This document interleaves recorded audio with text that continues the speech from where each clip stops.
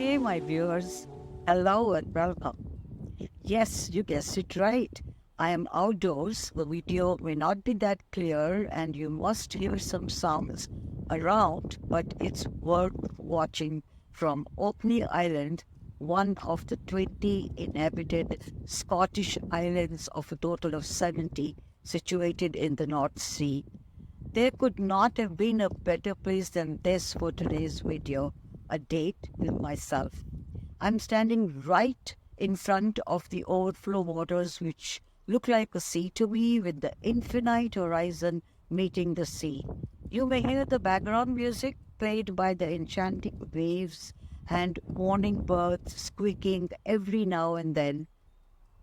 A date with myself, a new beginning of my life, is my conclusive video for the series on reclaiming life. The series would not have been complete without this particular episode 12. And what a heavenly and also romantic place to talk about date with myself. Before I get into it, let me reiterate very briefly what has been talked in the previous 11 episodes. In video 1, I introduced my audience to my background, growing up in a progressive family in New Delhi, India, life full of fun, warmth, nurturing, and values of respect, love, and trust.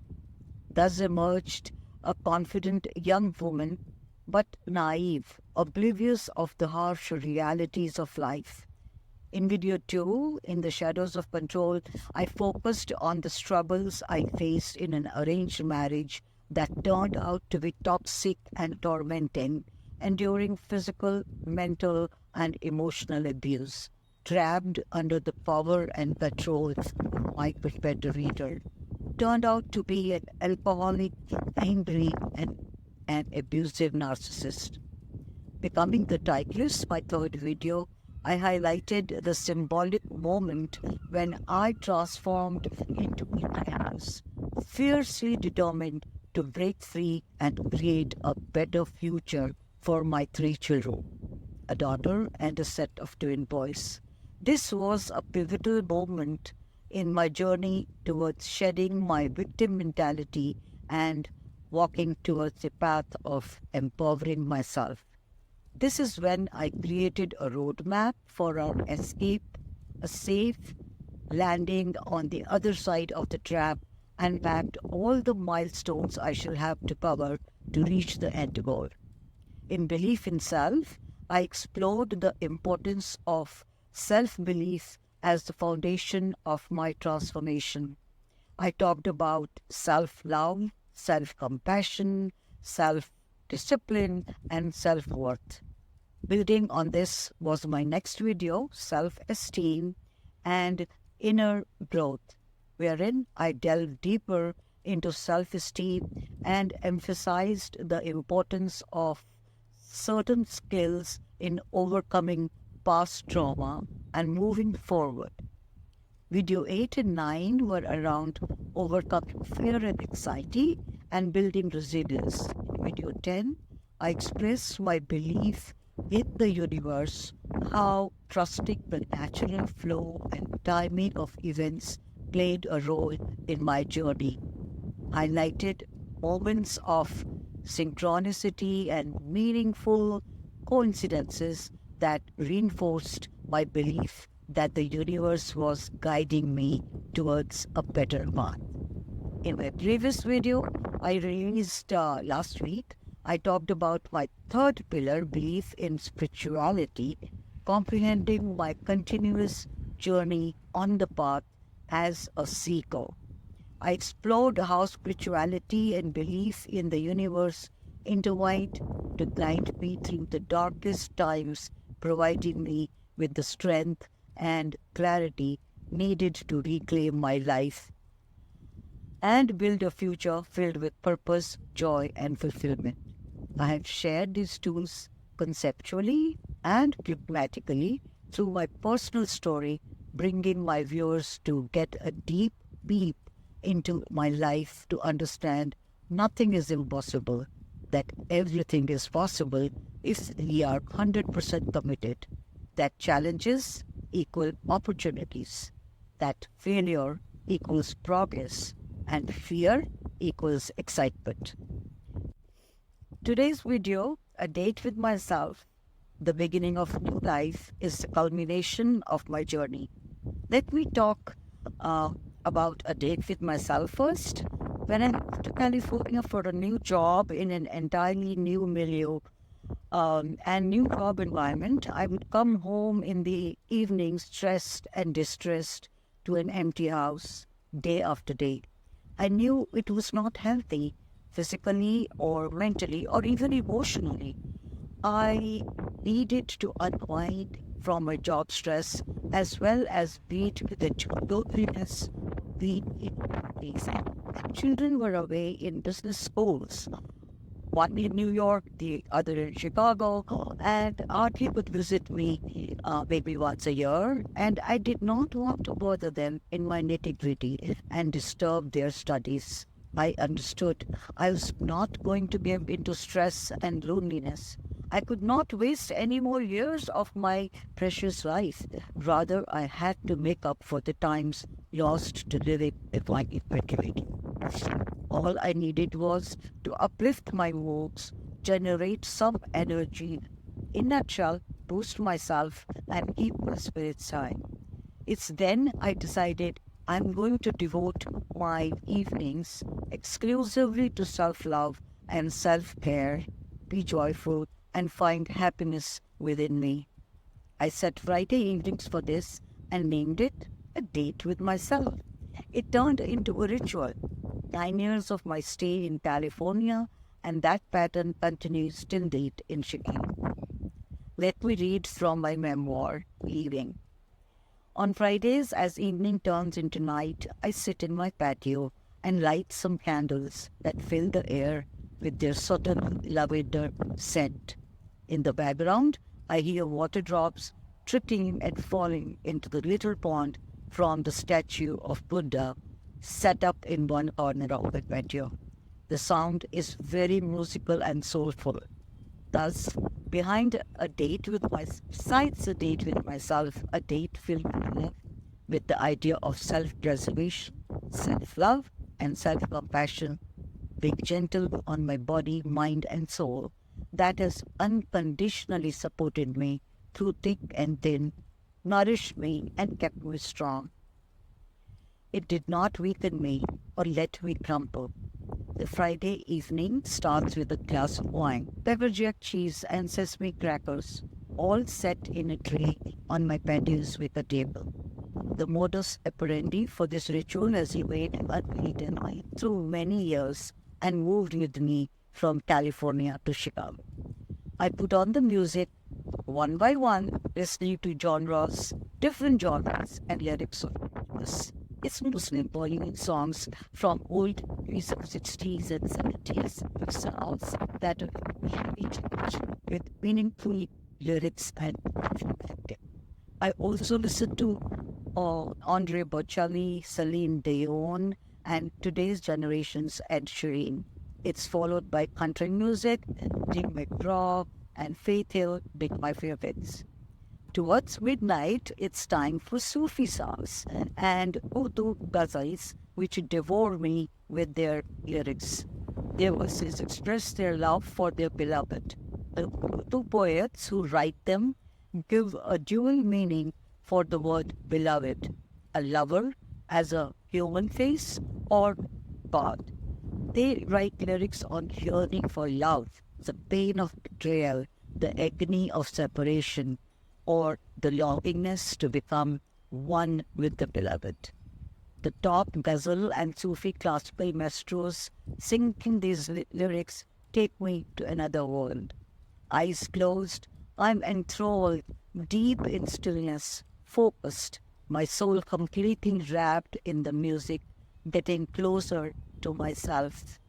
I truly get into the state of pure joy, lost in the love inside me, around me. I sit late at night, into the wee hours of the morning, the emotions expressed in the lyrics shut my eyes close and remain closed for hours. I can't open them even if I try. I enter into a state of euphoria and do not want to come out of the presentness. I am in alignment with the universe. I feel free and connected, free of any boundaries and shackles, enraptured in ecstasy. Tears of joy stream down my cheeks. I feel the romance in the air and love around me. I am in meditation, my body numb and my mind still. It's empty with thoughts. I am not aware of myself or my surroundings, as if I'm not present in this world. I'm present, but not enough. The euphoric feeling is so soothing that I remain in bliss and harmony for hours. This is my identity, my being. This is who I am, in touch with my soul for these brief moments in a pure state of surrender. I don't want to come out of this ecstasy, this euphoria. This is my way of meditating, emptying my mind, that in the now, a state of stillness and surrender. My soul, as if surrounded by love and grace, showered me by the universe, the higher power. I feel free in body and spirit. Although it's difficult to leave this blissful state, I'm always happiest when I wake up on Saturday morning with a broad grin and a twinkle in my eyes. I feel a massive ball of energy in me, jubilant and a will to live this short life to the fullest. Well, let me talk about a new life, again an excerpt from my memoir, Beginning of a New Life. This past Sunday, my 3 children, their better halves, along with their dogs, got together at my house. The whole house reverberated with love and laughter. Even the dogs, all 4 of them, had fun chasing each other, creating a ruckus on the lawn. What a sight! My eyes welled, watching my children thrive. My twin boys came up to me, trailing their arms around my shoulders. "Mom, isn't this what you longed for? All of us together?" said my older twin, and we all teared out of joy. The younger twin, trying to change the emotionally charged moment, said, "Sure had a vision, Mom, when you bought an 8-chair dining table into this new house. But today, I realize with all 8 seats filled, well, where will the grandkids sitting who are on their way now?" "Don't underestimate your ma," I said, wiping my eyes and smiling. "Perhaps you didn't notice that the dining table has 2 extra panels, which, when extended, allow for 12. How could I forget about my grandkids, my interest on my principal investment, which will carry more value than my principal?" I laughed loudly and heartily, and everyone joined me. We all cheered and clinked our wine glasses. My daughter stood up for a toast. She said, "For all of us standing together as one solid family, one strong fist, ek mutti." And this is what my tattoo says here. And we all said, "Amen." I'd never imagined my future might hold a scene like this years ago, or that my children, my cubs, and I would be together standing with their partners, happy and safe. Click a virtual picture of all of us to memorize the moment and save it in my heart forever. At this point, I am recovered, healed. I'm at the beginning of a new life, which is driven and purpose. My body and mind feel free, and now it's time to let go of my ego and free my soul to surrender. People call it by different names: enlightenment, God realization, or self-actualization. I like to call it nirvana. My spiritual journey has just begun, and I have miles to go. Thus, my story will continue as will my journey. This journey, I see myself reaching out to the victims and survivors of domestic abuse. There are others who are held captive by the perpetrators and yearn to be free. There are also those who have set themselves physically free but still carry the emotional burden, their minds still in captivity and need to let go. And then there are those who have escaped to their freedom and are not carrying the past but don't know what to do with their freedom. The trauma has a way of sticking to you, even when you think you have moved on. I wish there was one formula for all of us, but there isn't. The formula that worked for me and liberated me was essentially powered by my three strong beliefs, my three foundational pillars, my precision tools: belief in self, belief in universe, belief in spirituality. The formula has evolved over the years, as have the tools. The formula that works best for me is belief in self plus belief in universe multiplied by belief in spirituality is equal to nirvana.